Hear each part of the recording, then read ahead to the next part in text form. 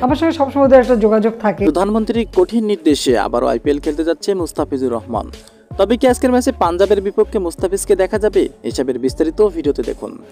এবারে আইপিএলে মুস্তাফিজুর রহমানের দুর্দান্ত পারফরমেন্স যা শুধুমাত্র সম্ভব হয়েছে মহেন্দ্র সিং ধোনির জন্য, সম্ভব হয়েছে পুরো চেন্নাই টিম ম্যানেজমেন্টের জন্য, যেখানে ব্রাভো মহেন্দ্র সিং ধোনির মতো বিশ্বমানের ক্রিকেটদের কাছ থেকে দুর্দান্ত বোলিং পেসারের ধারণ বুঝতেছিল।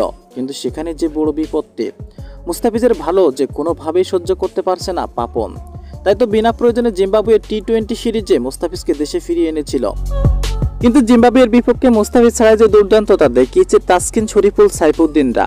তাই তো প্রধানমন্ত্রীর কঠিন নির্দেশে পাপনকে উচিত শিক্ষা দিয়ে আবারও আইপিএল খেলতে মধ্যরাতে পাড়ি জমিয়েছেন বাংলার পেসার মুস্তাফিজুর রহমান। মুস্তাফিজুর রহমানকে রিসিভ করলেন মহেন্দ্র সিং ধোনি। তো দর্শক, পাঞ্জাবের বিপক্ষে আজকে মুস্তাফিজকে দেখা যাবে তো?